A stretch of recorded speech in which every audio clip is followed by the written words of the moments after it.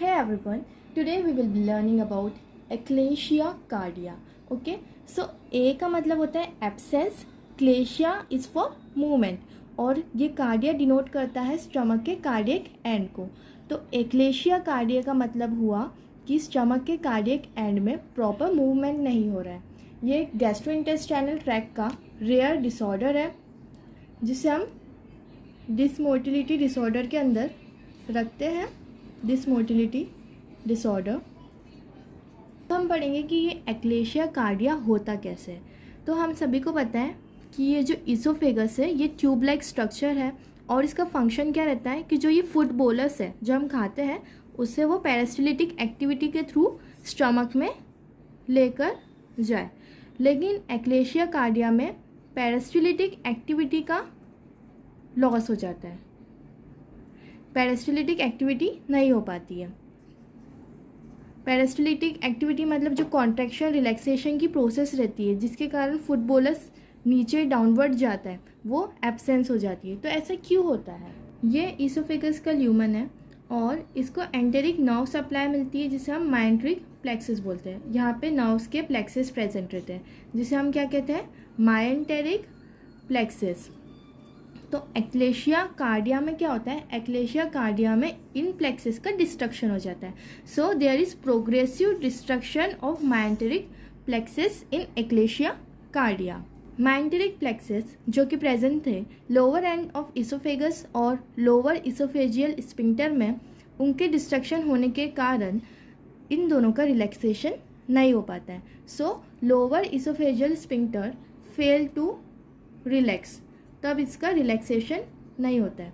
तो इसोफेजस से जो फूड बोलस आ रहा था वो अब जो नॉर्मली पास होना चाहिए था स्टमक में वो अब नहीं हो पाता और ये फूड बोलस का यहीं पर एक्यूमुलेशन होते रहेगा। एग्जाम पॉइंट ऑफ व्यू से हमें दो चीज़ याद रखनी होगी, that there is loss of peristalsis in oesophagus and second is lower oesophageal sphincter fail to relax, इसका रिलैक्सेशन नहीं होता है। इसकी पैथोफिजियोलॉजी को अब हम और भी डिटेल में पढ़ेंगे। मायंटेरिक प्लेक्सस दो न्यूरोट्रांसमीटर्स रिलीज करता है। पहला रहता है एक्साइटेटरी न्यूरोट्रांसमीटर जो कि कॉन्ट्रैक्शन कराता है और दूसरा रहता है इनहिबिटरी न्यूरोट्रांसमीटर्स जो कि रिलैक्सेशन करवाता है। ये दो न्यूरोट्रांसमीटर्स ये सेंड करता है। तो एक्साइटेटरी न्यूरोट्रांसमीटर्स में आ जाता है हमारा एसिटाइल कोलिन। एसिटाइल कोलिन हमें पता है ये हमेशा कॉन्ट्रैक्शन करवाता है, जैसे कि मसल, ये मसल हो गई और ये नर्व्स है। तो यहाँ से यहाँ जो सिग्नलिंग होती है, जो न्यूरोमस्कुलर जंक्शन में जो सिग्नलिंग होती है वो न्यूरोट्रांसमीटर्स के थ्रू होती है। तो जो एसिटाइल कोलिन रहता है वो हमेशा कॉन्ट्रैक्शन करवाता है। सो यहाँ पर भी एक्साइटेटरी न्यूरोट्रांसमीटर में सबसे फर्स्ट नंबर पे आता है एसिटाइल कोलिन और सेकेंड रहता है सब्सटेंस बी।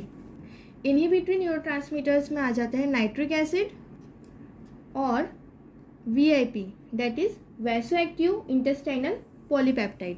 ये क्या करवाता है? रिलैक्सेशन, और ये दोनों ही प्रेजेंट रहते हैं। नॉर्मल हेल्दी पर्सन में ये दोनों न्यूरोट्रांसमीटर प्रेजेंट रहते हैं, एक्साइटेटरी एंड इनहिबिटरी।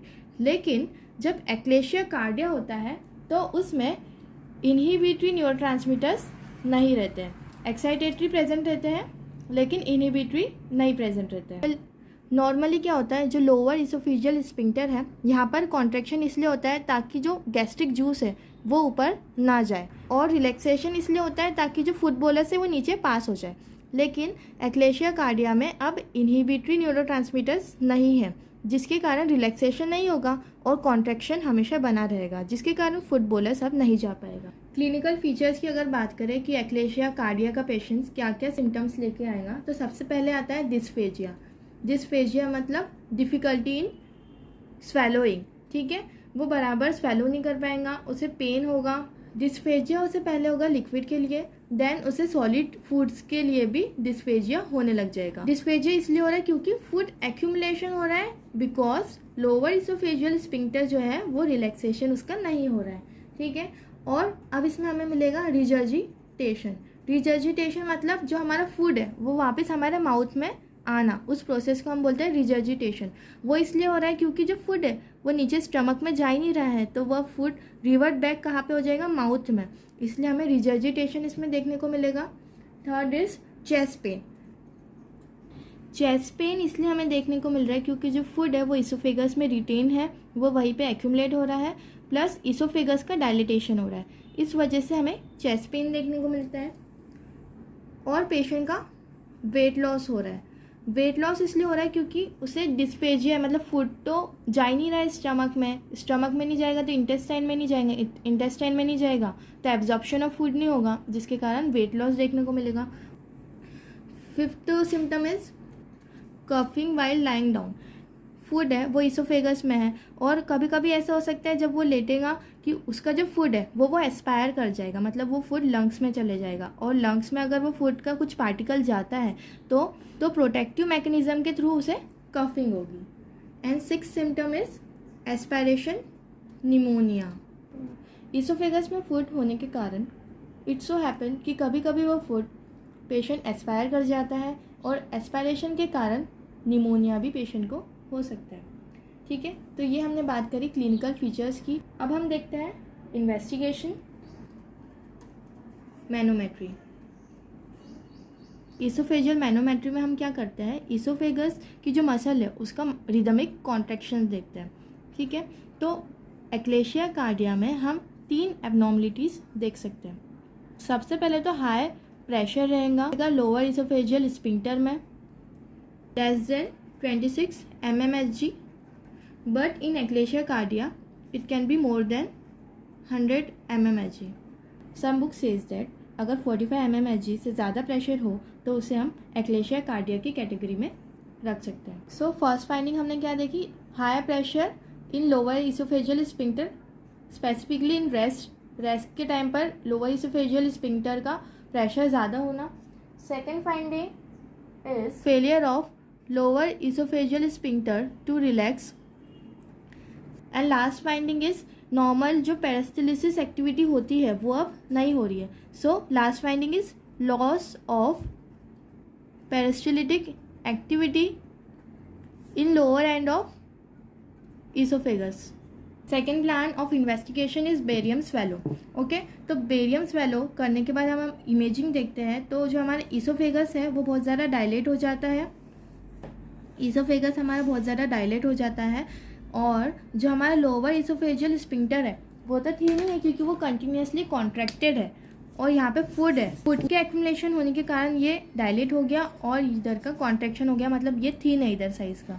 तो इस साइन को हम बोलते हैं bird's big sign. Okay, bird's big sign, क्योंकि ये थी ना, ये बिग जैसा लगेगा, बिग जैसा दिखेगा, चोट जैसा, और ये बहुत ज़्यादा फुला हुआ है। So birds big sign. Other signs during barium swallow are cucumber shaped esophagus, rat's tail deformity, nutcracker esophagus. Third plan of investigation is biopsy. इसमें हम देख सकते हैं कि माइंट्रिक प्लेक्सिस जो है इनमें प्रोग्रेसिव डिस्ट्रक्शन देखने को मिल रहा है, तो हम कंफर्म कर लेंगे कि ये पेशेंट जो है इसे एक्लेशिया कार्डिया है। ट्रीटमेंट की अगर हम बात करें तो हम देते हैं पेशेंट को PPI, that is proton pump inhibitor, क्योंकि पेशेंट को हार्ट बर्न हो रहा था। मतलब हार्ट बर्न किसके कारण होता है, एसिडिटी के कारण होता है।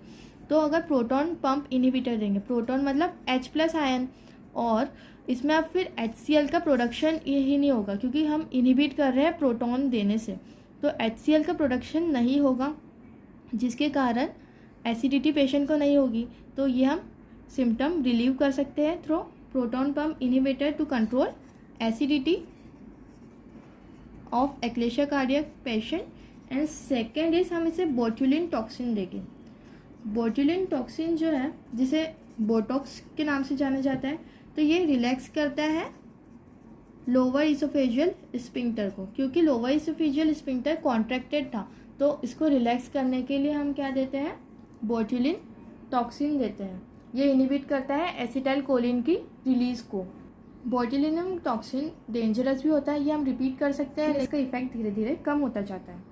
सो टेम्प्रेरी रिलीफ ऑफ सिम्टम के लिए हम बोट्यूलिनम टॉक्सिन दे सकते हैं। ट्रीटमेंट में अगर सर्जरी की हम बात करें तो सर्जरी में हम करवा सकते हैं laparoscopic मायोटोमी and second is fundoplication. So this is all about eclasia cardia.